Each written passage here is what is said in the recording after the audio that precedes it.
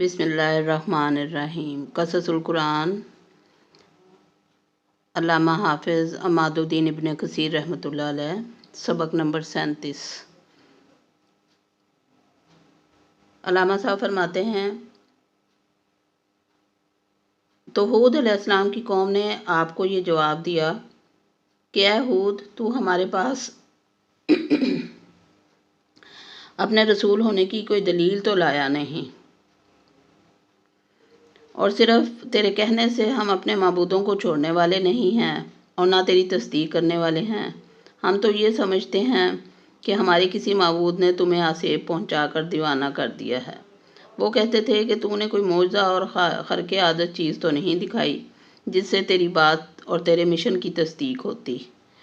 تو ہم صرف تیرے کہنے پر اپنے معبودوں کی عبادت نہیں چھوڑ سکتے۔ ہمارا خیال ہے کہ تیری عقل ٹھکانے نہیں ہے۔ اس کی وجہ یہ ہے کہ ہمارا کوئی معبود تیرے اوپر ناراض ہو گیا ہے اور اس نے تیری عقل کو خراب کر دیا ہے۔ اب تو سوچے سمجھے بغیر باتیں کرتا رہتا ہے۔ حضرت ہود علیہ السلام نے قوم کو اس کے جواب میں کہا کہ میں اللہ کو گواہ بناتا ہوں اور تم بھی گواہ رہنا کہ میں اللہ کے سوا تمہارے ان سب معبودوں سے بیزار ہوں جنہیں تم اللہ کا شریک بنا رہے ہو۔ اچھا، اب تم میرے خلاف جو کچھ تدبیریں کر سکتے ہو اور جو چالیں چل سکتے ہو کر لو، اور مجھے ذرا سی بھی مہلت بالکل نہ دو۔ یہ ہود علیہ السلام کی طرف سے ان کے باطل خداؤں کے لیے بڑا چیلنج تھا اور ان سے بیزاری کا اظہار اور ان کی برائی اور شناعت کا اعلان تھا۔ وہ کسی کو کچھ فائدہ نہیں دے سکتے اور نہ کسی نقصان دہ چیز کو دور کر سکتے ہیں۔ وہ پتھر ہیں، جو پتھر کا حکم سو وہی ان کا حکم۔ جو کام پتھروں سے ہو سکتا ہے صرف وہی ان سے ممکن ہے، اور تمہارے خیال اور عقیدہ کے مطابق اگر یہ نفع نقصان اور فتح و مدد پر قدرت رکھتے ہیں تو تمہارے سامنے موجود ہوں، اور ان سے لا تعلقی کا اعلان کرتا ہوں، ان پر لعنت بھیجتا ہوں۔ بس تم سب اکٹھے ہو کر میرے خلاف چال چلو اور مجھے بالکل مہلت نہ دو۔ جہاں تک تمہارا بس چل سکتا ہے اور قدرت حاصل ہے، بڑی ایڑی چوٹی کا زور لگا لو اور مجھے ذرا برابر مہلت نہ دو۔ مجھے تمہاری کوئی پرواہ نہیں ہے اور مجھے تمہاری طاقت کی کوئی فکر نہیں ہے، نہ ہی میں تمہاری طرف دیکھتا ہوں۔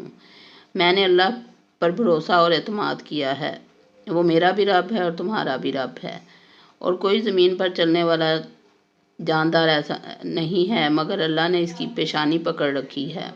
بے شک میرا رب صحیح راہ پر ہے، یعنی مجھے اللہ پر یقین ہے اور اس کی تائید حاصل ہے۔ اس کی ذات پر میرا اعتماد ہے، میں اس پر بھروسہ کرنے والا اور اس کی طرف آس لگانے والا ہوں۔ اس کے سوا مجھے مخلوق کے نفع نقصان کی کوئی پرواہ نہیں ہے۔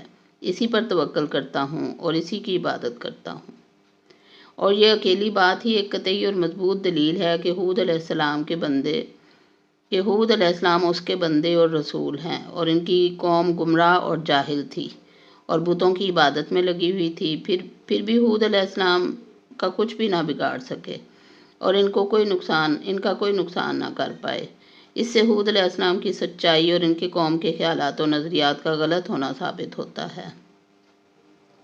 اسی دلیل کے ساتھ ان سے پہلے حضرت نوح علیہ السلام نے استدلال کیا تھا، جس کا ذکر قرآن پاک نے اپنے کلام پاک میں ان الفاظ میں فرمایا، یا قومی ان کان کبر علیکم مقامی و تذکیری بآیات اللہ تنذرون۔ سورہ یونس آیت نمبر 71۔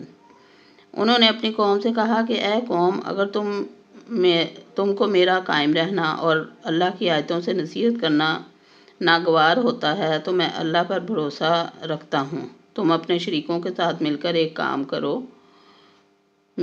کام جو میرے بارے میں کرنا چاہو مقرر کر لو، اور وہ تمہاری تمام جماعت کو معلوم ہو جائے اور کسی سے پوشیدہ نہ رہے۔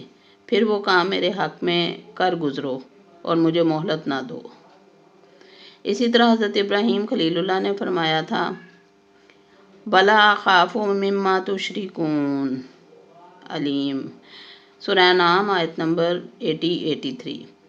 اور جن چیزوں کو تم اللہ کا شریک بناتے ہو میں ان سے نہیں ڈرتا۔ ہاں، میرا پروردگار جو کچھ چاہے، میرا پروردگار اپنے علم سے ہر چیز پر احاطہ کیے ہوئے ہے۔ کیا تم خیال نہیں کرتے؟